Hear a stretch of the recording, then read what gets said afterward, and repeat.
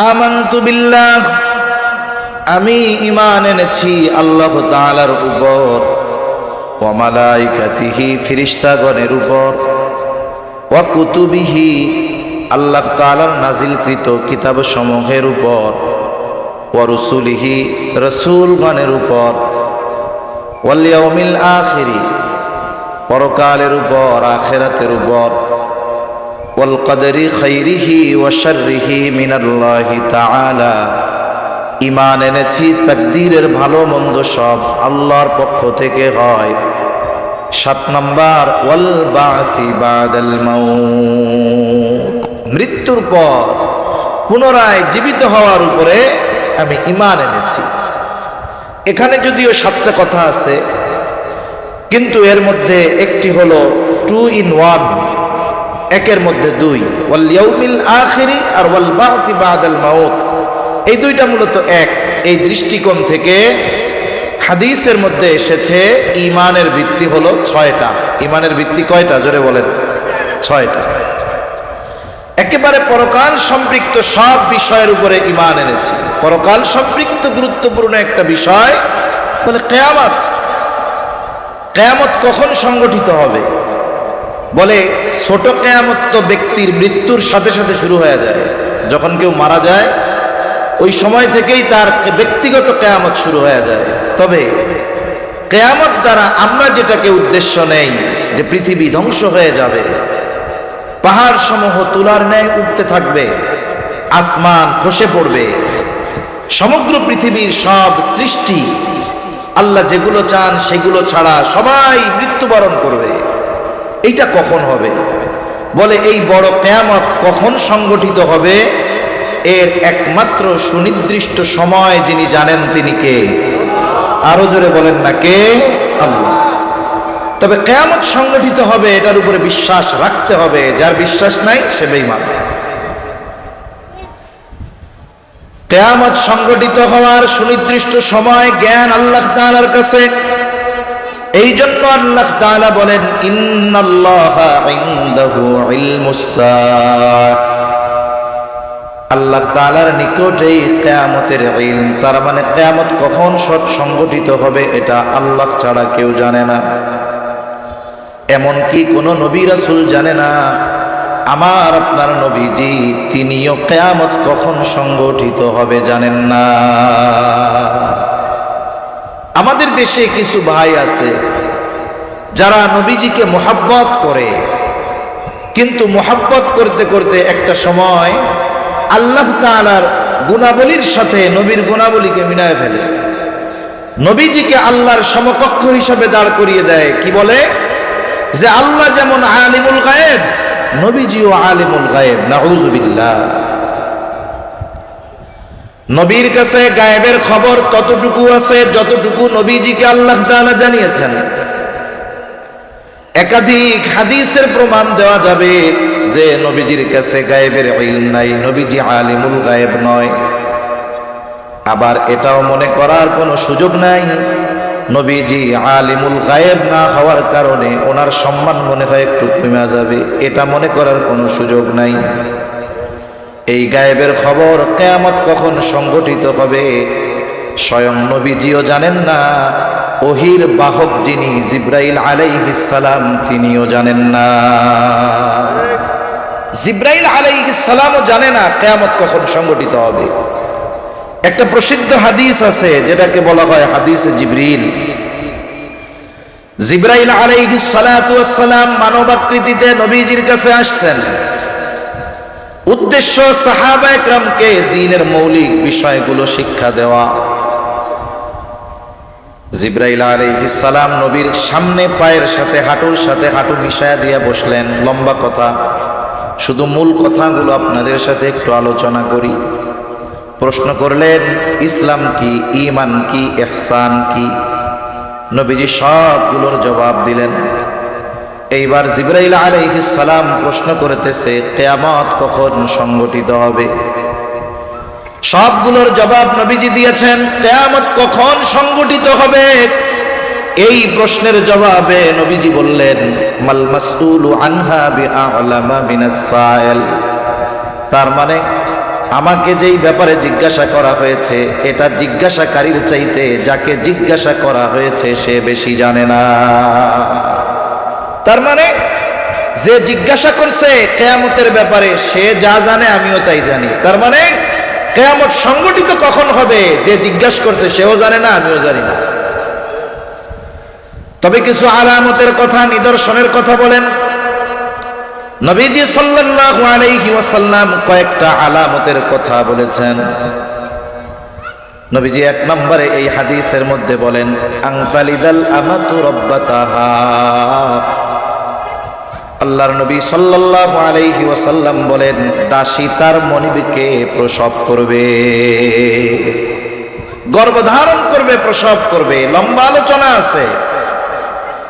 বর্তমান জামানার সাথে যেই বিষয়টার মিল বুজুর্গানে দিন বলেন যে কিয়ামতের আগে কিছু সন্তান মায়ের সাথে দাসীর মতো আচরণ করবে। এই আচরণটা আমাদের উপমহাদেশে মুসলিম সমাজে একরকম, কিন্তু ইউরোপিয়ান যারা, আমেরিকান যারা, পশ্চিমা কালচার যারা ধারক বাহক তাদের ক্ষেত্রে এই আচরণটা একরকম। এরা মায়ের সাথে বোনের সাথে জেনা পর্যন্ত করতে দ্বিধাদ্বন্দ্বের মধ্যে পড়ে না। নাউজুবিল্লাহ। মুসলিম সমাজে এটা কেমন? বলে মায়ের সাথে দাসীর মতো আচরণ করে। এই যেই মা তাকে গর্ভে ধারণ করছে জীবনের একটা সময় এই মাকে সে বোঝা মনে করে। দেখা যায় ঘর থেকে বাহির করে দেয়, নিজে রাজপ্রাসাদ বিল্ডিং এ থাকে, মাকে গোয়ালঘরের মধ্যে রাখে। আছে না নাই? অনেক জায়গায় আছে এমন, ঘরের কাজ না করলে বৃদ্ধ মাকে খাবার দেয় না। এগুলো কিয়ামতের আলামত। তা মূল কথা যেটা, যে কিয়ামত কখন সংগঠিত হবে এটার সুনির্দিষ্ট সময় নবীজিও জানেন না, জিবরাইল আলাইহিস সালামও জানেন না। তবে কিয়ামত কখন সংগঠিত হবে এর আগে তো অনেক আলামত প্রকাশ পাবে। নবীজি সাল্লাল্লাহু আলাইহি ওয়াসাল্লাম অনেক আলামতের কথা আমাদের জানায় দিয়েছেন।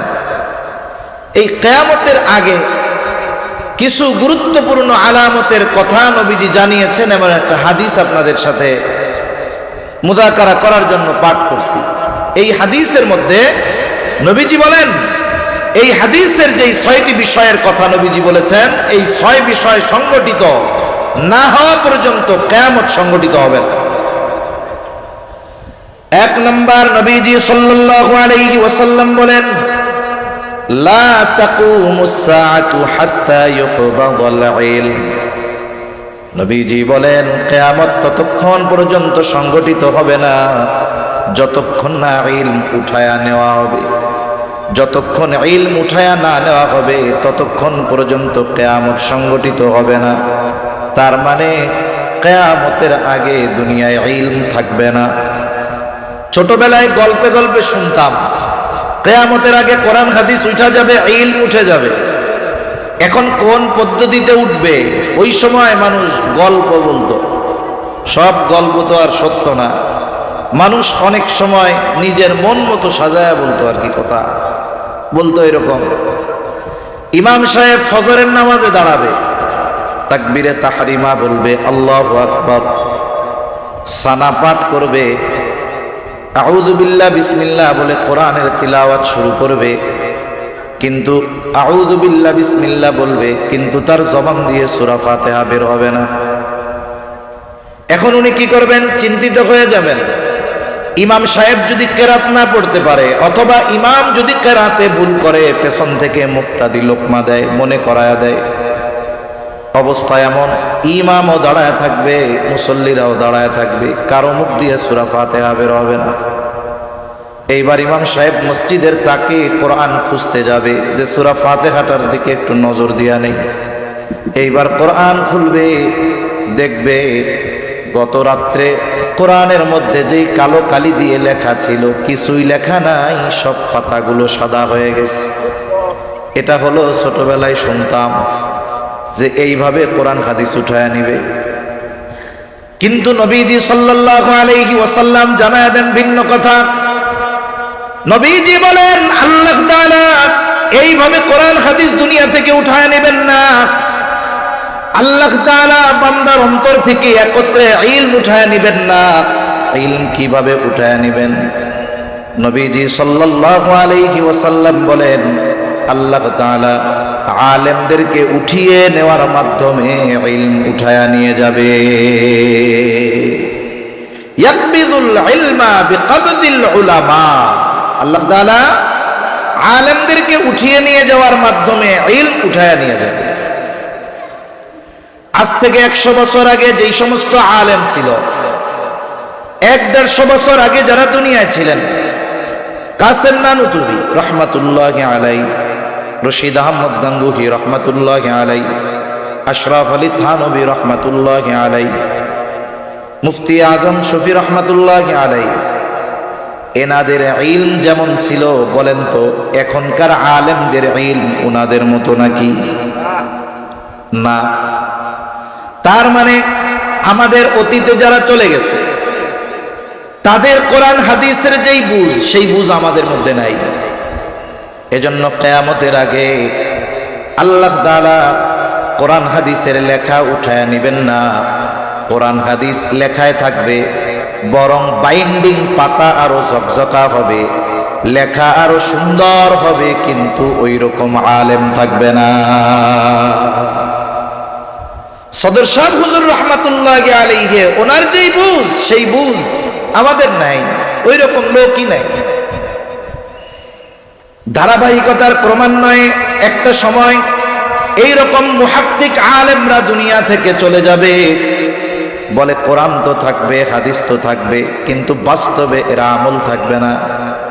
এজন্য নবীজি সাল্লাল্লাহু আলাইহি ওয়াসাল্লাম আর হাদিসের মধ্যে বলেন, ইউশিকু আন ইয়াতিয়া আলান নাসি জামান লা ইয়াবকা মিনাল ইসলামি ইল্লা ইসমুহু ওয়া লা ইয়াবকা মিনাল কুরআন ইল্লা রাসমুহু।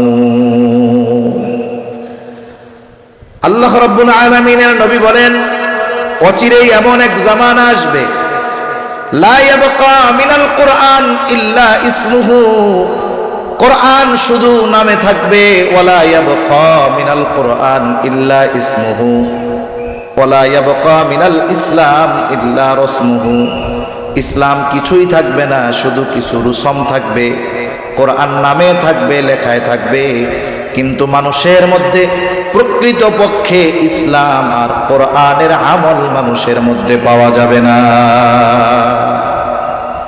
এখন ইসলাম নামে আছে, যদি আমার কেউ জিজ্ঞাসা করে ধর্ম কি, বলি ইসলাম। সংবিধান কি, জীবন বিধান কি, বলে কোরআন।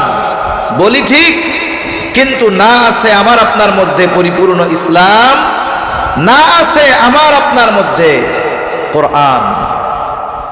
রাষ্ট্রীয় জীবন তো বহুদূর, ব্যক্তিগত জীবনেও আমরা কোরআন আর ইসলাম যতটুকু মানা সম্ভব ততটুকুও মানি না, ঠিক কিনা বলেন? অথচ কবরে রাখার পরে 3 প্রশ্ন করবে, ঠিক না? এই ভাই, এত কথা কন কেন? এত জোরে জোরে কথা বলেন কেন? চুপ করেন। তাদের ইবাদতের জায়গাগুলো রবি আর শনিবার ভরে, আর আমাদের মসজিদগুলো শুধুমাত্র শুক্রবারে ভরে, ঠিক কিনা বলেন? মনে করেন ঢাকা শহরের মধ্যে মহল্লার মসজিদ 6-7 তলা মসজিদ, মহল্লার মসজিদে তো আর বাইরের লোক আসে না, মহল্লার লোক 6 তলা ভরে, আরো 12 তলার লোক রাস্তা গিয়া দাঁড়ায়। অথচ এই মহল্লায় ওই দিন জুমার দিন আসরের নামাজে 6 তলা তো বহুদূর, 6 কাতারও ভরে না। এখন আমি আপনি যদি হিসাব করি, তাইলে লিগেল ইসলাম মানা লোকের সংখ্যা মুসলমান 92%, তবে ইসলাম মানা লোকের সংখ্যা 100 জন মুসলমানের মধ্যে 1 জন পাওয়া কঠিন, এটাই বাস্তব।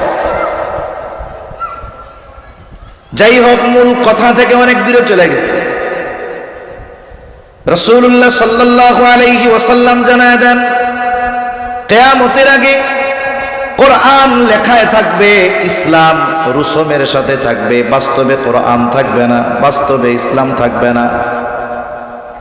অনুরূপভাবে ইলমকেও আল্লাহ উঠায় নেবেন, কোরআন হাদিস লেখায় থাকবে, কিন্তু কোরআন হাদিসের সহি বুঝনেওয়ালা লোকগুলোকে আল্লাহ তাআলা আস্তে আস্তে উঠায় নিবে। তখন কি হবে? ওই হাদিসের শেষে আসতেছে মানুষেরা জাহেলদের কাছে ফতোয়া জিজ্ঞাসা করবে, মানুষ জাহেলের কাছেও জিজ্ঞাসা করতে পারে, আবার এখন তো মানুষের কাছেও যায় না, এখন চ্যাট জিপিটি, মোবাইল আর গুগলের কাছে যায়, ঠিক কিনা বলে? যার কারণে কি দেখা যায়, মাঝে মধ্যে দেখি গুগল দেখে দেখে নিজের চিকিৎসা করতে গিয়া মরছে। ওই রকম ইলমের একটা চেন আছে, এই কোরআন হাদিস শিক্ষার একটা চেন আছে। একজন আলেম তিনি ইলম অর্জন করেছেন কার থেকে, এভাবে তার সনদ আছে, চেন আছে। দেখা যাবে এই আলেম সর্বশেষ ইলম অর্জনের মাধ্যম শুরু হলো স্বয়ং রাসূলুল্লাহ সাল্লাল্লাহু আলাইহি ওয়াসাল্লাম থেকে। এজন্য মুহাক্কিক আলেমদের থেকে ইলম নিলে পথচ্যুত হওয়ার সম্ভাবনা কম। কিন্তু আমরা যদি মোবাইল আর গুগলকে, ইউটিউব আর ফেসবুককে আমাদের ইমাম বানায় ফেলি, তাইলে এটা আমাদের জাহান্নাম পর্যন্ত পৌঁছায় দেবে। জামানাও এরকম আসবে, জাহেলদের থেকে ফতোয়া জিজ্ঞাসা করবে, আর ওই জাহেল মূর্খ অজ্ঞ এমন ফতোয়া দিবে, যারে ফতোয়া দিবে সে আমল করে পথভ্রষ্ট হবে, আর যে ফতোয়া দিছে জাহেল ও তো গোমরা আছে। এজন্য কিয়ামত আমাদের থেকে দূরে থাকবে কতক্ষণ, বলে আলেমরা এই জমিনে অবস্থান করবে যতক্ষণ। এজন্য মুহাক্কিক আলেমদের জন্য দোয়া করা, আর আলেম তৈরির কারখানাগুলোর প্রতি সুনজর দেওয়া। মাদ্রাসা যতদিন থাকবে বলে ইলম অর্জনের রাস্তা জারি থাকবে, আর এই মাদ্রাসা থেকেই ওই আলেমরা বের হবে যাদের বদৌলতে আল্লাহ তাআলা কিয়ামতকে আমাদের থেকে দূরে সরায় দেবে। তাহলে নবীজি সাল্লাল্লাহু আলাইহি ওয়াসাল্লাম বলেন, এক নাম্বার, কিয়ামত ততক্ষণ পর্যন্ত সংগঠিত হবে না যতক্ষণ না ইলম উঠায় নেওয়া হবে। আর আল্লাহ তাআলা বান্দার অন্তর থেকে একত্রে ইলম উঠায় নেন না। আল্লাহ তাআলা কেমনে ইলম উঠায় নেন, বরং আলেমদেরকে উঠিয়ে নেওয়ার মাধ্যমে আল্লাহ তাআলা ইলম উঠায় নেয়। দুই নাম্বার, নবীজি সাল্লাল্লাহু আলাইহি ওয়াসাল্লাম বলেন, ততক্ষণ কিয়ামত সংগঠিত হবে না যতক্ষণ না জালজালা বেড়ে যাবে, ওয়াতাকসুরাজ জালাজিল। তার মানে কিয়ামতের আগে জালজালা বেড়ে যাবে, ভূমিকম্প বেড়ে যাবে। ভূতাত্ত্বিকরা বলেন, পৃথিবীর যেই প্লেট আছে, টেকটনিক প্লেট, এগুলো নড়াচড়ার কারণে ভূমিকম্প হয়। তারা বলেন পৃথিবীতে প্রতিনিয়ত মৃদু আকারের ভূমিকম্প হতেই থাকে। কেন? বলে এই প্লেটের নড়াচড়া সব সময় চলতে থাকে। বলে এক বছরে নড়াচড়া করে কয় কিলো, কিলো টিলো না, কয়েক সেন্টিমিটার নড়ে। এতটুকু নড়াচড়ায় ভূমিকম্প মৃদু মাত্রার হতেই থাকে। মাঝে মধ্যে যখন একটু দ্রুত, একটু গতি ওইটার চেয়ে বাড়ে, একটু চাপ হয়, বলে তখন 7, 7.5, 8 মাত্রার ভূমিকম্প হয়। ওই মাত্রার ভূমিকম্প যখন হয়, বলে উন্নত বিশ্বের যেই দেশগুলো আছে সর্বোচ্চ প্রযুক্তি ব্যবহার করে বানানো বিল্ডিং গুলাও কেমন যেন টলমল করতে থাকে। কয়েক বছর আগে তুরস্কে ভূমিকম্পে কি অবস্থা, এরপরে থাইল্যান্ডে হইল, আফগানিস্তানে হলো, হাজার হাজার মানুষ মারা গেছে। বড় বড় স্থাপনা মুহূর্তের মধ্যে ভেঙে পড়ছে। এত প্রযুক্তি দিয়ে বানানো উঁচু উঁচু প্রাসাদ ভেঙে পড়ে যাচ্ছে। আমাদের বাংলাদেশে যদি 7.5, 8 মাত্রার হয়, বিজ্ঞানীরা যা বলে তাতে লক্ষ লক্ষ মানুষ মারা যাবে। তবে হ্যাঁ, ঠিক, বাংলাদেশের মানুষ ঈমান আমলে দুর্বল ঠিক, কিন্তু এরপরেও এদেশের মানুষ ইসলামকে অপছন্দ করে এমন ব্যক্তিদের পছন্দ করে না। ইসলামের প্রতি মায়া আছে, নবীর সুন্নাত মুখের মধ্যে নাই, কিন্তু নবীরে যদি কেউ কিছু বলে সহ্য করতে পারে না, ঠিক কিনা বলে? কোরআন পড়তে পারে না ঠিক, কিন্তু কোরআনের বিপক্ষে কেউ যদি কিছু বলে, কোরআনকে যদি অবমাননা করে, এদেশের মানুষ সহ্য করতে পারে না। এজন্য কি দেখলাম কয়েকদিন আগে এক প্রাইভেট ইউনিভার্সিটিতে, ইস্ট ওয়েস্ট না, নর্থ সাউথ ইউনিভার্সিটির মধ্যে কোরআনকে প্রকাশ্যে পা দিয়ে পড়ানো হয়েছে। নাউযুবিল্লাহি মিন যালিক। কি করা হলো? ওরা চিন্তা করে যে কোরআনকে অবমাননা করার মাধ্যমে ওরা মূলত আমাদের অবস্থাটা একটু পর্যবেক্ষণ করে, দেখি কোরআনকে অপমান করলে এদের হৃদয়ের সুপ্ত ঈমান তপ্ত হয়ে ওঠে কিনা।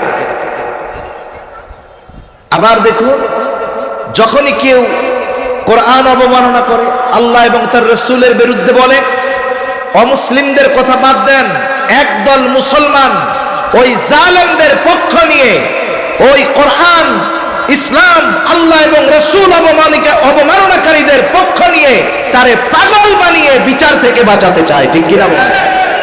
অমুসলিমেরা পক্ষ নিবে ভিন্ন কথা, কিন্তু মুসলমানেরা তাদের পক্ষ অবলম্বন করে, বলে এটা পাগল। পাগল টের পাও কখন? যখন আল্লাহ রাসূল কোরআন অবমাননা করে তখন। এর আগে পাগল আর টের পাও না, তাই না? দুনিয়ার যত পাগল আছে কেউরে কোনোদিন দেখলাম না বাইবেল পুরাইল, দুনিয়ার কোন পাগলরে দেখলাম না কোনদিন ত্রিপিটক পুরাইল, দুনিয়ার কোন পাগলরে দেখলাম না অমুসলিমদের উপাস্যদের নিয়ে গালাগালি দিল। সব পাগল আল্লাহ রাসূল আর কোরআন অবমাননা আর বকা দেওয়া শিখে, তাই না? আমাদেরকে এই ভূগোল বুঝ দিলে হবে না, মনে রাখতে হবে। আবার এই বিষয়কে কেন্দ্র করে এমন বিশৃঙ্খলা করার সুযোগও নাই যাতে করে বহির্বিশ্বের সামনে মুসলমানদেরকে সন্ত্রাসী আর জঙ্গি ভাবে উপস্থাপন করা যায়। এই সুযোগও নেওয়ার কোনো সুযোগ ইনশাআল্লাহ দেওয়া হবে না। এজন্য আমরা রাষ্ট্রীয়ভাবে আইন চাই। আজ পর্যন্ত বাংলাদেশের ইতিহাসে এমন একজন লোককে দেখান যেই ব্যক্তি অন্যান্য ধর্মাবলম্বী যাদের আছে বাইবেল পুরাইছে, পালাইছে, একটা দেখাইতে পারবেন? বৌদ্ধদের ধর্মীয় গ্রন্থ ত্রিপিটক পালাইছে, পুরাইছে, দেখাইতে পারবেন? তাদের উপাস্যদের নিয়ে বকা দিয়েছে, গালাগালি দিয়েছে, এটা কেউ দেখাতে পারবে না। বরং ইসলাম আমাদেরকে অন্যান্য ধর্মাবলম্বী যাদেরকে উপাস্য হিসাবে গ্রহণ করেছে তাদেরকে বকা দিতে ইসলাম আমাদের নিষেধ করেছে। এজন্য মনে রাখতে হবে, এদেশে যদি বসবাস করতে হয় শান্তির সাথে, ইসলাম এবং মুসলমানদেরকে, আল্লাহ এবং রাসূলকে সর্বোচ্চ রেসপেক্ট করেই এদেশে অন্যান্য সব মানুষের শান্তিপূর্ণ সহ অবস্থান সম্ভব, এছাড়া সম্ভব নয়। আমরা শান্তিপূর্ণ সহ অবস্থানে বিশ্বাসী। আচ্ছা, দুর্গাপূজা চলছে, ওয়াজ মাহফিলও চলছে, কোন ওয়াইজ আপনাদেরকে এই কথা বলছে যে দুর্গাপূজা চলতেছে, হিন্দুদের বকা দিবেন, মন্দিরে গিয়া মূর্তি ভেঙে দিবেন? কেউ বলছে? সর্বোচ্চ আকারে নিষেধ করা হয়েছে এই বিষয়গুলো। তবে হ্যাঁ, ঈমানের যেই দাবি নিষেধ করা হয়েছে যে কোন মুসলমান যেখানে শিরকি কর্মকাণ্ড চলে ওখানে যেতে পারে না, তাদের কাছে বা তাদের ওই পূজার অনুষ্ঠানে যাওয়ার ব্যাপারে নিষেধ করা হয়েছে। কিন্তু তাদের ধর্মীয় কালচার পালনে বাধা প্রদান তো বহুদূর। বরং আমরা প্রশাসনের কাছে বলেছি যে এদেশের নাগরিক হিসাবে তাদের সিকিউরিটি পাওয়া, নিরাপত্তা পাওয়া, এটা তাদের অধিকার, এটা তাদেরকে গভর্নমেন্টের দিতে হবে, ঠিক কিনা বলেন? এজন্য এই সুন্দর সহ অবস্থানপূর্ণ এক দেশ যেখানে সব ধর্মের মানুষ শান্তিপূর্ণভাবে বসবাস করে, এখানে মাঝে মধ্যে কিছু লোককে পাগল সাজিয়ে কোরআন অবমাননা করে মুসলমানদের হৃদয়ে আঘাত দেওয়া, এটা কিন্তু বারবার বরদাস্ত করা হবে না ইনশাআল্লাহ। এ ব্যাপারে রাষ্ট্রীয়ভাবে আইন জারি করা দরকার। তা সম্মানিত উপস্থিতি, বলতেছিলাম কিয়ামতের আগে জালজালা, ভূমিকম্প বেড়ে যাবে। বাংলাদেশে হয়তো হওয়ার মতো সম্ভাবনা, কিন্তু আল্লাহ দেয় না। কেন? বলে এদের অন্তরে আল্লাহ এবং রাসূলের মুহাব্বত আছে, এজন্য হয়তো ঝুঁকিপূর্ণ দেশ হওয়ার পরেও আল্লাহ তাআলা হেফাজত করে, ঠিক কিনা বলে? এদেশে অসংখ্য উলামায়ে কেরাম আছে, অসংখ্য মাদ্রাসা আছে, আমরা হয়তো গোনা করি, কিন্তু এই দারুল উলুম মাবিয়া ইসলামিয়া মাদ্রাসার হেফজখানার ছোট ছোট নাবালক বাচ্চারা গভীর রাত্রে উঠে আল্লাহর কালাম তিলাওয়াত করে, ঠিক কিনা বলেন? এই যে লক্ষ লক্ষ হাফেজে কোরআন, হাজার হাজার হিফজখানা, হয়তো এদের বদৌলতে ঝুঁকিপূর্ণ অবস্থায় থাকার পরেও আল্লাহ তাআলা বড় মুসিবত দেন না। তাহলে কিয়ামতের আগে জালজালা বেড়ে যাবে। দুনিয়ামুখী মানুষেরা ভূমিকম্প বাড়ার কারণ জাগতিক নজর দিয়ে তালাশ করে, কিন্তু ঈমানদার যখন কোনো মুসিবত আসে এগুলোকে শুধু জাগতিক বিষয়ের নজর দিয়ে অনুসন্ধান করে না, বরং সাথে সাথে কোরআন সুন্নাহর দৃষ্টি দিয়ে তারা এগুলো অনুসন্ধান চালায়। কেন এই জমিনে মুসিবত, কেন স্থলে মুসিবত, কেন জলে মুসিবত, কেন ভূমিকম্প, কেন সিডর, কেন আয়লা, কেন লায়লা? আল্লাহ তাআলা কোরআনুল কারীমের মধ্যে বলেন, যাহারাল ফাসাদু ফিল বাররি ওয়াল বাহরি বিমা কাসাবাত আইদিন নাস লিয়ুযীকাহুম বা'দাল্লাযী আমিলু লাআল্লাহুম ইয়ারজিউন। আল্লাহ রাব্বুল আলামিন বলেন, যাহারাল ফাসাদু ফিল বাররি ওয়াল বাহরি বিমা কাসাবাত আইদিন নাস। জল স্থলে যত রকমের বিপর্যয়, আল্লাহ তাআলা বলেন এগুলো হলো মানুষের হাতের কামাই। তার মানে স্থলে আর জলে যত ধরনের মুসিবত, এগুলো আমাদের কর্মফল। তবে আল্লাহ তাআলা অতীতের উম্মতদের মতো শাস্তি দিয়া আমাদের ধ্বংস করে দিতে চান না। সাময়িক কিছু মুসিবত দিয়ে আমাদেরকে একটু কষ্ট আস্বাদন করান কেন? বলে ধ্বংস করে দেওয়ার জন্য নয়, বরং আমরা যেন ওই মুসিবতে সতর্ক হয়ে আল্লাহর দিকে ফিরে যাই। এজন্য আল্লাহ তাআলা বলেন, লিয়ুযীকাহুম বা'দাল্লাযী আমিলু লাআল্লাহুম ইয়ারজিউন, যাতে করে আমরা আল্লাহর দিকে প্রত্যাবর্তন করি, পাপাচার অনাচারের পথ ত্যাগ করে কল্যাণ আর নেকের পথের পথিক হয়ে যাই, পাপের পথ ছেড়ে যেন নেকের পথের পথিক হয়ে যাই। এই জন্য আল্লাহ তাআলা আমাদের কর্মের কারণে জল স্থলে কিছু মুসিবত দিয়ে আমাদের সতর্ক করে দেয়। যেমন স্কুল হোক আর মাদ্রাসা হোক, যদি কোনো ছাত্র দুষ্টুমি করে, এই দুষ্টুমির মাত্রা যদি অতিক্রম করে ফেলে, অবাধ্যতা যদি মাত্রা অতিরিক্ত হয়, সন্তান যদি পিতামাতার আনুগত্য না করে, কথা না শুনে, শিক্ষক ছাত্রকে শাস্তি দেয়, পিতামাতা সন্তানকে শাস্তি দেয়। শাস্তি দেওয়ার সময় অনেক সময় হয়তো প্রহার করা হয়, একটু কঠিন শাস্তি দেওয়া হয়। বলুন তো, শাস্তি যখন যাকে দেওয়া হয় তার কাছে কি শাস্তিটা ভালো লাগে? মনে মনে কয় কত বড় জালেম, আমারে মারলো। কিন্তু পিতা যে শাস্তি দিল, শিক্ষক যে শাস্তি দিল, বলেন তো এই শাস্তি কি ওকে ধ্বংস করার জন্য দিছে, নাকি ও সঠিক পথে যেন ফিরে আসে এই জন্য দিছে? নিশ্চয়ই সঠিক পথে ফিরে আসে যেন এই জন্য দিয়েছে। মুহাব্বত আছে, চাই যে গোনার পথ ছেড়ে ভালো পথে আসুক, এই জন্য শাস্তি দিছে যেন অন্যায় কাজটা আর না করে। আল্লাহ তাআলা আমাদেরকে মুহাব্বত করেন, ভালোবাসেন। মূলত আল্লাহ তাআলা চান না তার বান্দাদেরকে আযাব গজব দিয়ে সমূলে শেষ করে দিতে। তবে যতটুকু দেন এটা আমাদের পাপের কারণে হয়, আর আল্লাহ এই জন্য দেন যেন এই শাস্তি আস্বাদন করে আমরা আল্লাহর দিকে ফিরে যাই। এজন্য ভূমিকম্প হয়, এটা আমাদের হাতের কামাই। বলে ভূমিকম্প কেন হয়? জমিনে পাপাচার যখন বাড়ে ভূমিকম্প বেড়ে যায়, জমিনের মধ্যে জুলুম বেড়ে যায়, ভূমিকম্প বেড়ে যায়। দোকানদার ওজনে কম দেওয়া শুরু করে, বলে ভূমিকম্প বেড়ে যায়। নাচ গান অশ্লীলতা মদ্যপান বেড়ে যায়, বলে ভূমিকম্প বেড়ে যায়। তাহলে জমিনে ভূমিকম্প সংগঠিত হওয়ার অন্যতম কারণ হলো এই আল্লাহর জমিনে পাপাচার অনাচার অশ্লীলতা বেড়ে যাওয়া। এজন্য যদি বড় ধরনের ক্ষতি থেকে বাঁচতে হয়, আমাদেরকে পাপ মুক্ত জীবন গঠন করতে হবে। আল্লাহ তৌফিক দান করেন। এরপরে নবীজি সাল্লাল্লাহু আলাইহি ওয়াসাল্লাম জানায় দেন, ওয়ায়াতাকারাবাজ জামান, কিয়ামতের আগে সময় সংকুচিত হয়ে যাবে। মনে হবে এক জুমা থেকে আরেক জুমা কেমন যেন চোখের পলকে চলে আসছে। হাদিসের মধ্যে আসছে, এক যুগ কেমন যেন বছরের ন্যায় হয়ে যাবে, বছর কেমন যেন মাসের ন্যায় হয়ে যাবে, মাস কেমন যেন সপ্তাহের ন্যায় হয়ে যাবে, সপ্তাহ কেমন যেন দিনের ন্যায় হয়ে যাবে, আর দিন কেমন যেন ঘন্টার মতো হয়ে যাবে, ঘন্টা কেমন যেন মিনিটের মতো হয়ে যাবে, আর প্রতিটা মিনিট কেমন যেন সেকেন্ডের ন্যায় হয়ে যাবে। তার মানে কিয়ামতের আগে সময় সংকুচিত হয়ে যাবে।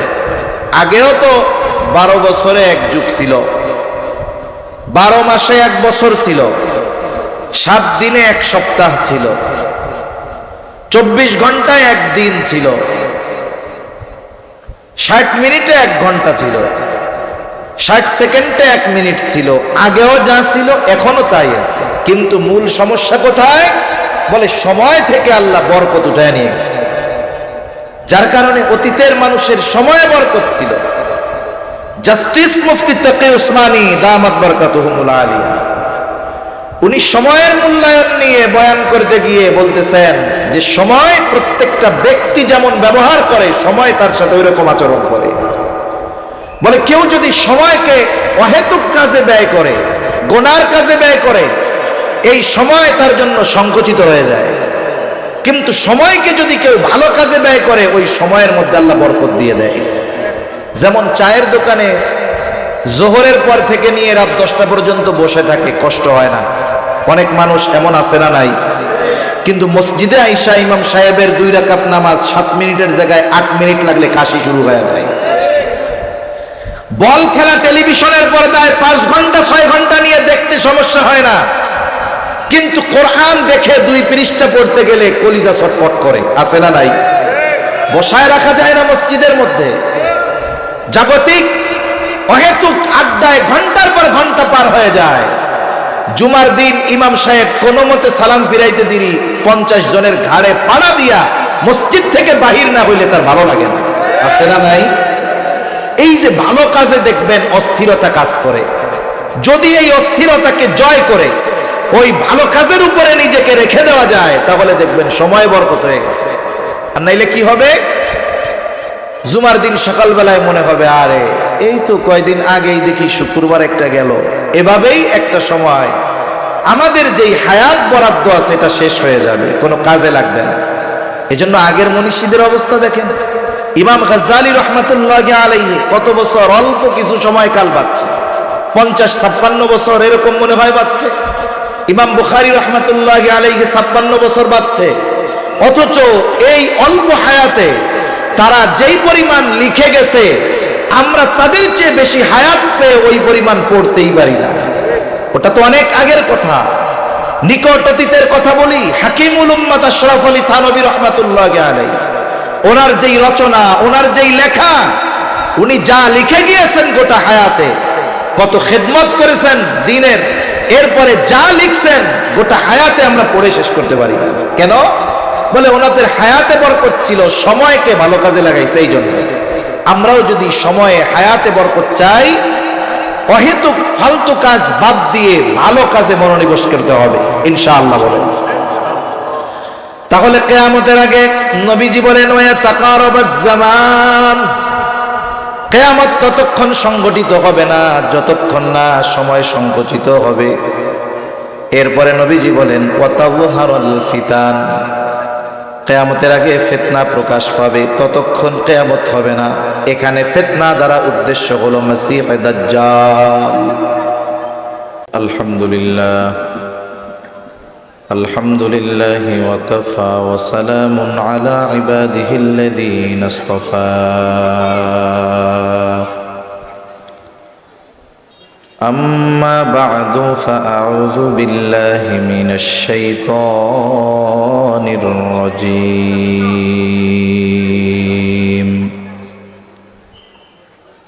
بسم الله الرحمن الرحيم.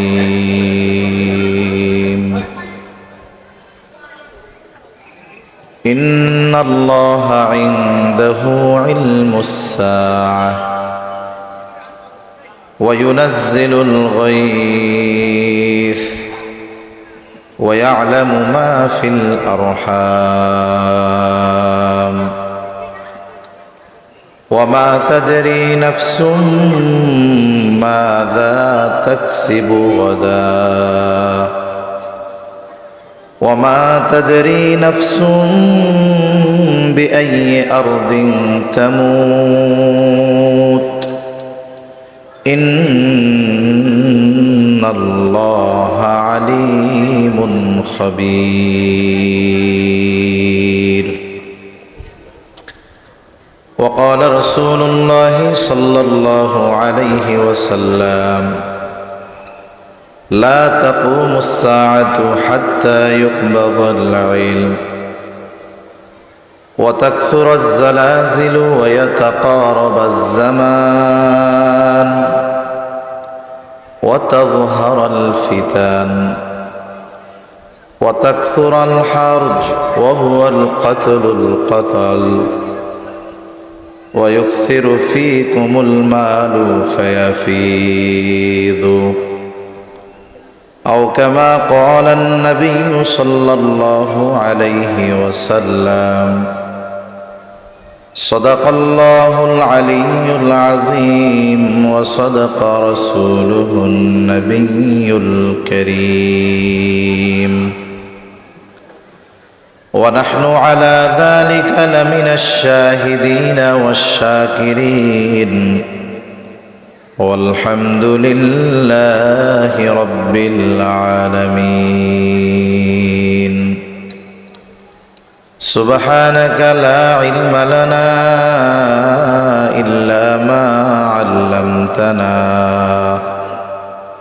إنك أنت العليم الحكيم. اللهم صل على محمد وعلى آل محمد كما صليت على إبراهيم وعلى آل إبراهيم إنك حميد مجيد. اللهم بارك على محمد وعلى آل محمد كما باركت على إبراهيم وعلى آل إبراهيم إنك حميد مجيد. الحمد لله. দারুল উলুম মাবিয়া ইসলামিয়া মাদ্রাসা গেরুয়া আশুলিয়া সাভার ঢাকায়ের উদ্যোগে হাফেজ ছাত্রদের দস্তরবন্দি উপলক্ষে 29তম বার্ষিক ওয়াজ মাহফিলের সম্মানিত শ্রদ্ধেয় সভাপতি, প্রধান অতিথি, বিশেষ অতিথিবৃন্দ সহ সম্মানিত শ্রদ্ধেয় উলামায়ে কেরাম, সামনে উপস্থিত মুরব্বিয়ানে কেরাম, সমবয়সী যুবক বন্ধু, স্নেহের ছোট ভাই, মাইকের আওয়াজ যত দূরে যায় নিজ নিজ স্থানে অবস্থানরতা সম্মানিতা শ্রদ্ধা মা ও বোন, আল্লাহ রাব্বুল আলামিনের দরবারে অগণিত শুকর যে মহান মালিক হায়াতে বরকত দিয়ে সুস্থ রেখে প্রতিকূল আবহাওয়াকে অনুকূলে এনে দিয়ে এতক্ষণ পর্যন্ত বিজ্ঞ উলামা হযরতদের জবান থেকে খুবই গুরুত্বপূর্ণ কথা আপনারা শ্রবণ করতেছিলেন, সামনেও করবেন ইনশাআল্লাহ। যে মহান মনিব আমাদেরকে এমন একটি মোবারকময় মজলিসে আসার বসার কিছু দিনই মুযাকারা করার সুযোগ করে দিলেন, সে মহান মনিবকে খুশি করার জন্য মোহাব্বতের সাথে কালিমাতুশ শুকর পাঠ করি আলহামদুলিল্লাহ। অগণিত দুরূদ ও সালাম সাইয়্যিদুল আম্বিয়া, আশরাফুল আম্বিয়া, খাতামুল আম্বিয়া, ইমামুল মুরসালিন, রাহমাতুল লিল আলামিন মুহাম্মাদুর রাসূলুল্লাহ সাল্লাল্লাহু আলাইহি ওয়াসাল্লামের উপর। আমি আপনাদের খেদমতে পবিত্র কোরআনুল কারীমের একটা আয়াত ও রাসূল আকরাম সাল্লাল্লাহু আলাইহি ওয়াসাল্লামের অগণিত হাদিস থেকে একটা হাদিস পাঠ করেছি। আল্লাহ তাআলার কাছে তৌফিক চাই, আল্লাহ তাআলা কিছু কথা বলার তৌফিক দেন যেগুলো আমাদের সবার দুনিয়া এবং আখিরাতের জন্য কল্যাণকর হয়। আপনাদের খেদমতে যে আয়াতখানা তিলাওয়াত করেছি, এই আয়াতের মধ্যে আল্লাহ সুবহানাহু ওয়া তাআলা গায়েব সম্পৃক্ত যত বিষয় আছে সব বিষয়ের মূল বিষয়গুলো আল্লাহ তাআলা উল্লেখ করেছেন। এই আয়াতের মধ্যে আল্লাহ সুবহানাহু ওয়া তাআলা গায়েব সম্পৃক্ত 5টি বিষয়ের কথা বলেছেন। কয়টি বিষয়? 5টি বিষয়। হাদিসের ভাষায় এই 5টি বিষয়কে বলা হয়েছে মাফাতিহুল গায়েব, গায়েবের চাবিকাঠি সমূহ। কারণ আমরা তো ঈমান এনেছি, আমাদের পরিচয় দিতে গিয়ে আল্লাহ তাআলা প্রথমেই দিয়েছেন পবিত্র কোরআনুল কারীমের সূরা বাকারার একেবারে প্রথমেই আল্লাহ তাআলা মুত্তাকিন তথা ঈমানদারদের পরিচয় দিতে গিয়ে আল্লাহ তাআলা গায়েবের উপরে ঈমানের কথা বলেছেন। আলিফ লাম মিম যালিকাল কিতাবু লা রাইবা ফীহি হুদাল লিল মুত্তাকিন আল্লাযীনা ইউমিনুনা বিল গায়ব, যারা অদৃশ্যের উপরে ঈমান আনে। গায়েব সম্পৃক্ত 5টি বিষয়ের কথা আল্লাহ তাআলা এখানে উল্লেখ করেছেন। আর মুফাসসিরিনে কেরাম বলেন, পৃথিবীতে গায়েবের সাথে সম্পৃক্ত যত বিষয় আছে কোনো না কোনোভাবে এই 5টি বিষয়ের সাথে সংযুক্ত। আল্লাহ তাআলা এই আয়াতে প্রথমেই কিয়ামত কখন সংগঠিত হবে এই ব্যাপারে আল্লাহ তাআলা জানিয়ে দিয়েছেন যে কিয়ামত সংগঠিত হওয়ার সুনির্দিষ্ট সময়ের জ্ঞান একমাত্র আল্লাহ তাআলা ছাড়া আর কারো কাছে নাই। যদিও কিয়ামত কখন সংগঠিত হবে এটা কারো জানা নাই, তবে কিয়ামত সংগঠিত হবে এটার উপরে বিশ্বাস তো আমাদের সবার আছে নাকি? যদি বিশ্বাস না থাকে তাহলে তো ঈমানদারি হওয়া যাবে না। কারণ ঈমানের যেই 6টি ভিত্তি এর মধ্যে অন্যতম একটি ভিত্তি হলো পরকাল তথা কিয়ামতের উপরে ঈমান আনা। ছোটবেলায় আমরা যখন মক্তবে পড়েছি, ছুটির 10-15 মিনিট আগে একত্রে সবাইকে বসিয়ে আমাদেরকে আমাদের জীবনের সবচাইতে গুরুত্বপূর্ণ কথাগুলো শিক্ষা দেওয়া হতো, কালিমা সমূহ শিক্ষা দেওয়া হতো। তারপরে নামাজের জন্য যেই সূরা লাগে এগুলো শিক্ষা দেওয়া হতো। একটা বাচ্চা কোরআন পড়া শেখার আগেই নামাজ পড়া শিখে যেত। কোরআন পড়া রিডিং শেখার আগেই নামাজের জন্য যা যা দরকার মক্তব থেকে সে শিখত। এই যে মক্তবে আমাদেরকে মিছিলের সাথে সাথে বলানো হইতো, আমানতু বিল্লাহি ওয়া মালাইকাতিহি ওয়া কুতুবিহি ওয়া রুসুলিহি ওয়াল ইয়াউমিল আখিরি ওয়াল কদরি খাইরিহি ওয়া শাররিহি মিনাল্লাহি তাআলা ওয়াল বা'সি বা'দাল মাউত। এইখানে 7টি বিষয়ের উপরে ঈমান আনার ঘোষণা আমরা দিতাম। তাহলে কিয়ামতের আগে সবচেয়ে বড় ফিতনা হলো দাজ্জালের ফিতনা। নবীজি সাল্লাল্লাহু আলাইহি ওয়াসাল্লাম এই ফিতনা থেকে বাঁচার আমল আমাদের শিখায়া দিয়েছেন। নবীজি সাল্লাল্লাহু আলাইহি ওয়াসাল্লাম সূরা কাহাফের আমলের কথা শিখায়া দিয়েছেন।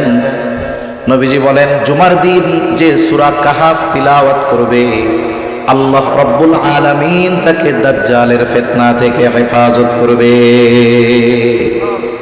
আরেক বর্ণনায় আসছে কমপক্ষে 10 আয়াত।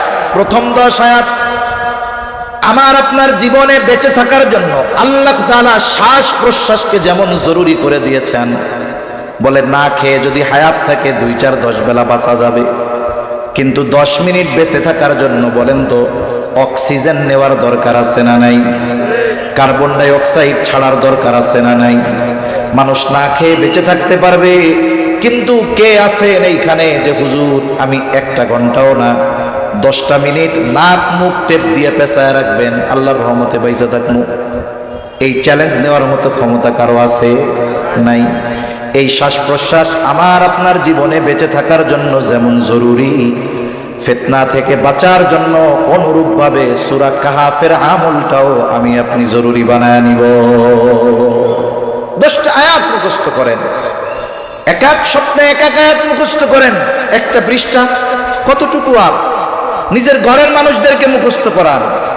এতে কি হবে? বুজুর্গানে দিন বলেন, যেই আমলে দাজ্জালের মতো ফিতনা থেকে বাঁচা যাবে, ওই আমল দাজ্জাল আগমনের আগে যত ফিতনা আছে ওগুলো থেকেও আল্লাহ চাইতো ওই আমলের কারণে আল্লাহ বান্দাকে হেফাজত করবে। এজন্য সূরা কাহফের আমল গুরুত্ব দিয়ে করব তো ইনশাআল্লাহ, আল্লাহ তৌফিক দান করেন। এরপরে নবীজি সাল্লাল্লাহু আলাইহি ওয়াসাল্লাম বলেন ওয়া তাকসুরুল হারাজ, কিয়ামতের আগে হারাজ বেড়ে যাবে। সাহাবায়ে কেরাম নবীজিকে জিজ্ঞাসা করে, ইয়া রাসূলুল্লাহ সাল্লাল্লাহু আলাইহি ওয়াসাল্লাম, আমরা তো প্রতি বছর হাজার হাজার মুশরিকদের হত্যা করি। নবীজি বলেন হারজ এটা না। নবীজি সাল্লাল্লাহু আলাইহি ওয়াসাল্লাম বলেন কিয়ামতের আগে মুসলমানদের মধ্যে পারস্পরিক হত্যাকাণ্ড বেড়ে যাবে। চাচা ভাতিজাকে খুন করবে, ভাতিজা চাচাকে খুন করবে, এক প্রতিবেশী অপর প্রতিবেশীকে খুন করবে, বাবা ছেলেকে, ছেলে বাবাকে, মামা ভাগিনাকে, ভাগিনা মামাকে। মুসলমানদের মধ্যে বলেন তো পারস্পরিক হত্যাকাণ্ড বেশি না কম? গোটা পৃথিবীতে অমুসলিমেরা দৈনিক যেই পরিমাণ মুসলমানদের হত্যা করে, তার মানে পারস্পরিক হত্যাকাণ্ড এত পরিমাণ বেশি যে অমুসলিমেরাও এত পরিমাণ মুসলমান দৈনিক হত্যা করে না।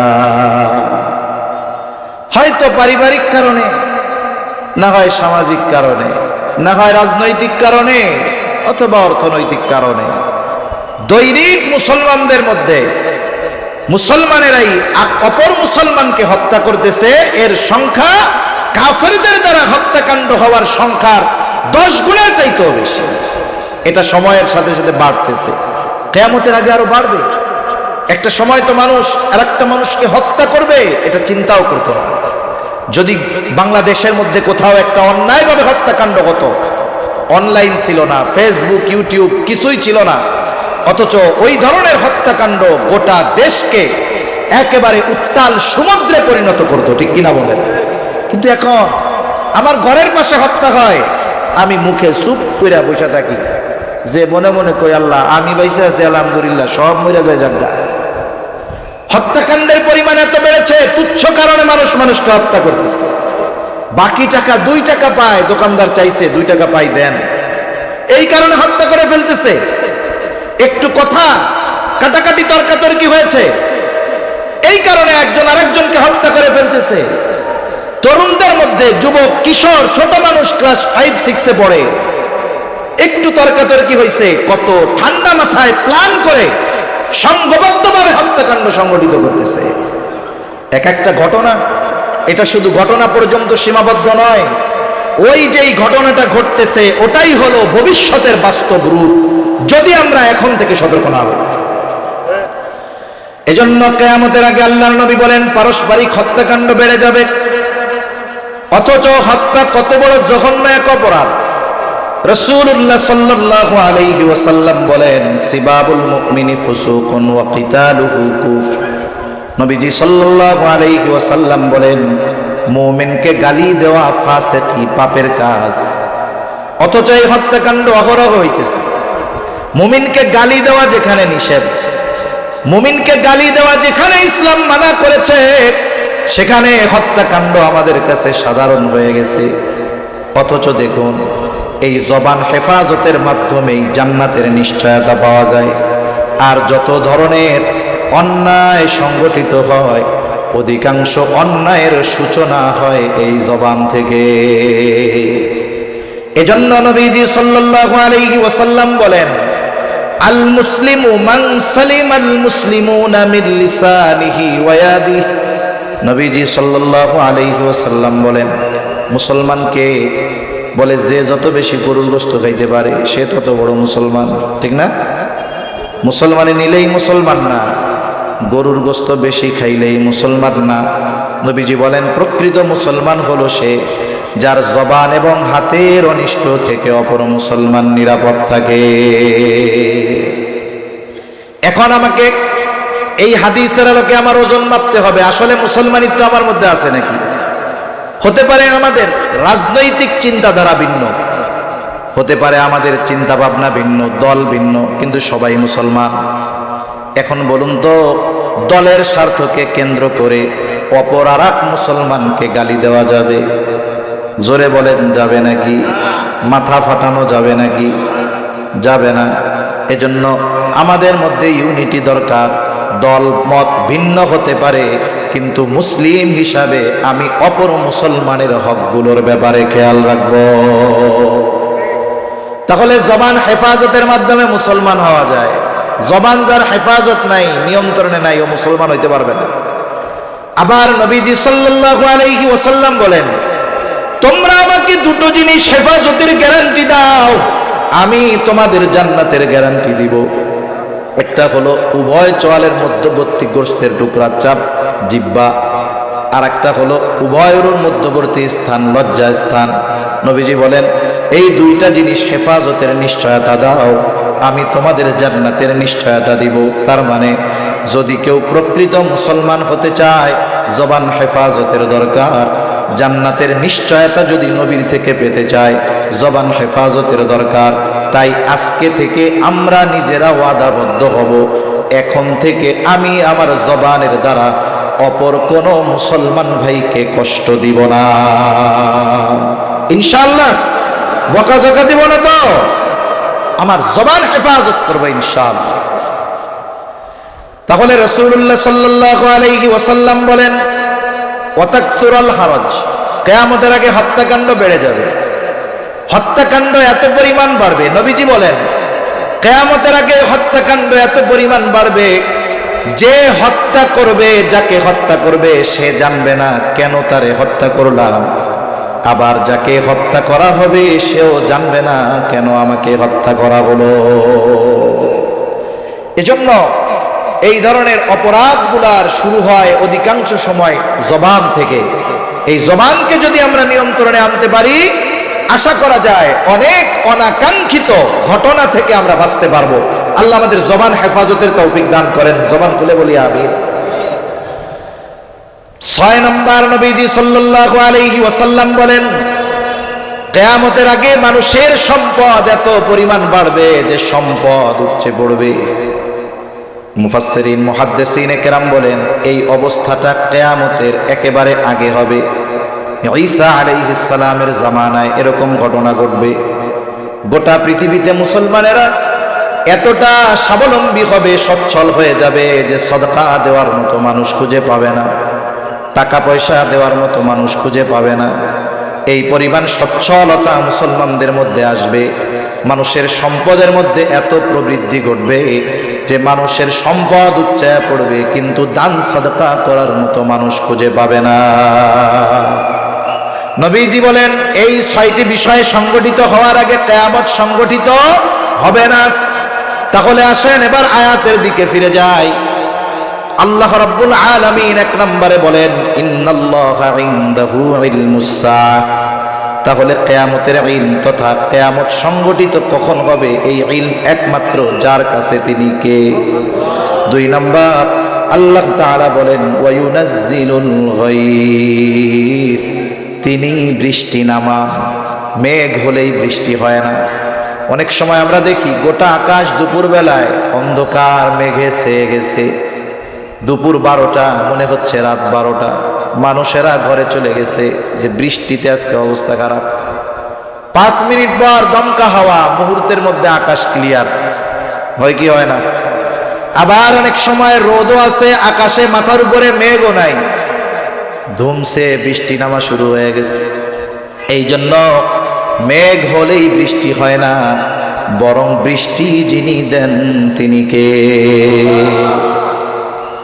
এরপরে আল্লাহ তাআলা বলেন, ওয়ায়ালামু মা ফিল আরহাম, মায়ের রেহেমে মাতৃগর্ভে কি আছে, ছেলে না মেয়ে, এটা কেউ জানে না, জানে কে?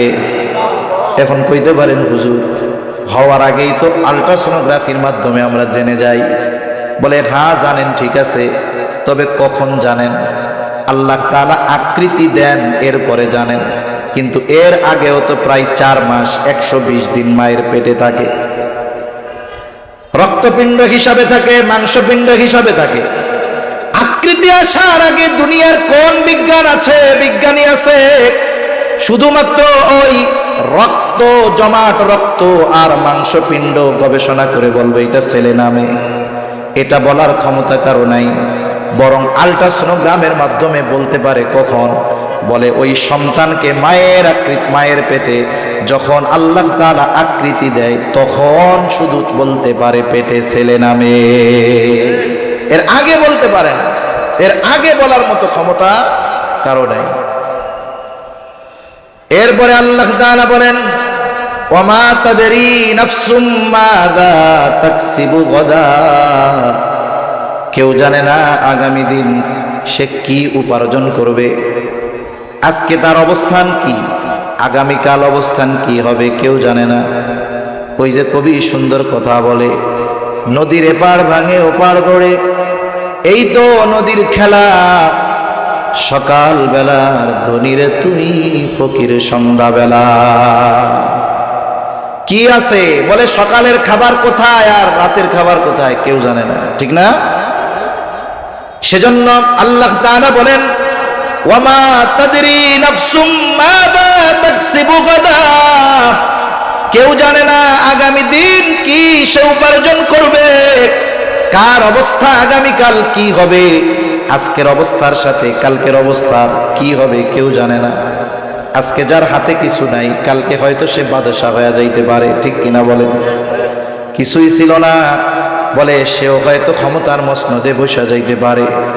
এরপরে আল্লাহ তাআলা বলেন কেউ জানে না আগামীকাল সে কি উপার্জন করবে। ওয়ামা তাদরি নাফসুম মাযা তাকসিবু গাদা ওয়ামা তাদরি নাফসুম বিআইয়ি আরদিন তামুত, কেউ জানে না কোন জমিনে তার মৃত্যু হবে। তার মৃত্যু আল্লাহ কোন জমিনে কোথায় লিখে রাখছেন এটা কেউ জানে না। হাদিসের মধ্যে আসছে যার মৃত্যু যেখানে লেখা ওইখানে যদি তার কোনো প্রয়োজন নাও থাকে আল্লাহ প্রয়োজন সৃষ্টি করে তাকে ওই জায়গায় নিয়ে যাবে। আল্লাহ তাআলা প্রয়োজন সৃষ্টি করবে। অনেক সময় অনেক মানুষ আছে জীবনে মেইন রোডে যায় না, বলে যেই দিন গেছে ওই দিনই ট্রাকের চাকায় পিষ্ট হয়ে মারা গেছে। মানুষ আফসোস করে বলে আরে লোকটা জীবনে কোনোদিন ওই জায়গায় যায় নাই, আজকে গেল আজকেই শেষ। তার মানে ওই জায়গাটা তার মরণ ছিল, আল্লাহ প্রয়োজন সৃষ্টি করে তাকে ওখানে নিয়ে গেছে। এজন্য আমরা কেউ জানি না কোন জমিনে কোথায় কোন জায়গায় আমার আপনার মৃত্যু লেখা আছে। এই বিষয়গুলোর একমাত্র ইলম যার কাছে তিনি কে? জোরে বলেন না কে? এজন্য এই কথা বলা যায় আমাদের সব কিছু সুনির্দিষ্ট, তবে আমাদের অজানা। আমাদের হায়াত কতটুকু, মৃত্যু কোথায়, সব সুনির্দিষ্ট, তবে আমাদের অজানা, আমাদের জানা নাই। এজন্য কি করা উচিত? আমাদের উচিত সর্বদা ওই আখিরাতের প্রস্তুতি নেওয়া, আমাদেরকে অহেতুক কাজ থেকে বিরত থাকা, ভালো কাজ করা। আমরা আমাদের জীবনের ভালো গুরুত্বপূর্ণ কাজ কোনগুলো, আমাদের জীবনের গুরুত্বপূর্ণ কাজ কোনগুলো, এটা আমরা কিভাবে বাঁচবো একটা বিষয় খেয়াল করেন, তাহলে বুঝতে পারবো যে আমাদের জীবনের গুরুত্বপূর্ণ কাজ কি। আমরা যারা মুসলমান আছি প্রত্যেকেই মৃত্যুর ভয় আছে, আখিরাতের চিন্তা আছে, সে নামাজ পড়ুক আর না পড়ুক, ঠিক কিনা বলেন? সবাই চিন্তা করে। অনেকে আছে চায়ের দোকানে আড্ডা দেওয়াটাকে সে গুরুত্বপূর্ণ কাজ মনে করে, অনেকে ফেসবুক মোবাইল টিপাকে গুরুত্বপূর্ণ কাজ মনে করে। মনে করেন এইখানে আমরা যারা আছি, আমাদের এই কয়জন, আমরা এখন নিশ্চিত হয়ে গেলাম যে এখন 9:25 বাজে, আমাদের সবার 10টার সময় মৃত্যু হবে। হাতে আছে কয় মিনিট? জোরে বলেন না, কয় মিনিট? এই মুহূর্তে কি করবেন চিন্তা করবেন? ফেসবুক বাইর করে একটা পোস্ট দেই যে গাইস 35 মিনিট পরে আমার মৃত্যু হবে। কেউ দিবে? আরেকজন কি চিন্তা করবে আরে চার দোকানে যাই চা খাইয়া একটু আড্ডাটা জলদি করে দিয়াই, এই চিন্তা করবে? সব বাদ দিয়া ওযু কইরা মসজিদে ঢুকবো, দুই রাকাত নামাজ পড়বে, জীবনের শ্রেষ্ঠ নামাজ। যে ব্যক্তি জীবনে কোনোদিন আল্লাহর ভয়ে তো বহুদূর ব্যথা পাইয়াও কান্দে নাই, ও দেখবেন কান্না শুরু করে দিছে আল্লাহর কাছে, আল্লাহ মাফ করে দাও, আল্লাহ জাহান্নাম থেকে বাঁচাও, জীবনের সব মাফ করো। তার মানে এখন থেকে আধা ঘন্টা পরে আমার আপনার যদি মৃত্যু হয়, এই আধা ঘন্টা যেই কাজ আমি আপনি করব, ওই কাজই আমার আপনার জীবনের সবচাইতে গুরুত্বপূর্ণ কাজ। এজন্য সম্মানিত উপস্থিতি, কোন সময় হায়াত শেষ হয়ে যায় আমরা কেউ জানি না, কিন্তু আখিরাতের পথের পথিক হতে হবে এ ব্যাপারে কোনো সন্দেহ নাই। এই জন্য চালাক তো তারাই যারা এই দুনিয়ায় থাকতে আখেরাতের পাথেও সংগ্রহ করে নেয়, যারা দুনিয়াকে আখেরাতকে প্রাধান্য দিয়ে দুনিয়ার সুখ স্বাচ্ছন্দ্যকে গ্রহণ করে। কারণ আল্লাহ তাআলা বলেছেন, মান কানা ইউরিদু হারসাল আখিরাতি নাজিদ লাহু ফি হারসি ওয়া মান কানা ইউরিদু হারসাদ দুনিয়া নুতিহি মিনহা ওয়া মা লাহু ফিল আখিরাতি বিন নসিব। আল্লাহ তাআলা বলেন যে আল্লাহ তাআলার কাছে আখিরাতের ফসল চায়, আখিরাত চায়, আল্লাহ তাকে আখিরাত দেন, সাথে সাথে কি দেন? নাজিদ লাহু ফি হারসি। আল্লাহ বলেন আমি তার এই ফসলের মধ্যে প্রবৃদ্ধি দান করি। অতিরিক্ত কখন দেয়? বলে আগে পরিপূর্ণ দেওয়ার পরে এরপরে অতিরিক্তটা দেয়। কিন্তু যে শুধু দুনিয়া চায়, ওমান কানা ইউরিদু হারসাদ দুনিয়া, যে শুধু দুনিয়া চায়, আল্লাহ বলেন নুতিহি মিনহা, তাকে আমি দেই কতটুক? বলে সে যতটুক চায় ততটুক নয়, বরং আমি যতটুক চাই তাকে ততটুক দেই। একজনের মন চায় প্রেসিডেন্ট হইতে, সে যদি মেম্বার হইয়া বসে থাকে, বলেন তো এই মেম্বার হওয়ার মধ্যে শান্তি আছে? তার চাওয়া কি? আমি প্রেসিডেন্ট হব, কিন্তু আল্লাহ ওরে মেম্বার বানায় বসায় রাখছে, দেখবেন ওর শান্তি নেই। তাহলে আল্লাহ তাআলা যারা দুনিয়া চায়, সে যতটুক চায় ততটুক দেন না, বরং আল্লাহ যতটুক চায় ততটুক দেন। কিন্তু ক্ষতি কি? ওমা লাহু ফিল আখিরাতি মিন নসিব, আখিরাতে তার জন্য কিছু নাই। এজন্য দুনিয়া কেমন? বলে অনেক সময় বাজারে গেলে 5 লিটারের তেলের সাথে 100 গ্রামের একটা সাবান ফ্রি দেয়, দেয় কি দেয় না? মাঝে মধ্যে আপনি যেই দোকানে বাজার করেন, ওরে গিয়ে যদি বলেন 5 বছর ধরে তোমার দোকান থেকে বাজার কিনতেছি, আজকে আর আসল কিনবো না, ফ্রি সাবানটা দিয়ে দাও, দিবে? বলবে ভাই আপনি তেল কিনেন, সাবান ফ্রি পেয়ে যাবেন। আমি আপনি যদি আখিরাত চাই, ওই তেল কিনলে যেমন সাবান ওই দোকানদার এমনি দিয়ে দেয়, আল্লাহর কাছে যদি আখিরাত চাই, জীবনকে যদি আখিরাতকে অগ্রাধিকার দিয়ে গড়ি, তাহলে দুনিয়া অটোমেটিক আমাদের দিবেন কে? আল্লাহ দিবেন। আল্লাহ কথাগুলো বুঝবার তৌফিক দান করেন। বুজুর্গানে দিন ওলামা হযরত আসতেছেন, গুরুত্বপূর্ণ আলোচনা হবে। আমার আলোচনা শেষ, তবে এখন আপনাদের কাছে একটু আরজি। এই যে মাদ্রাসা, কত সুন্দর এক মাদ্রাসা, মাদ্রাসার পরিচালক যেমন যোগ্য, প্রতিষ্ঠাতারাও তেমন যোগ্য,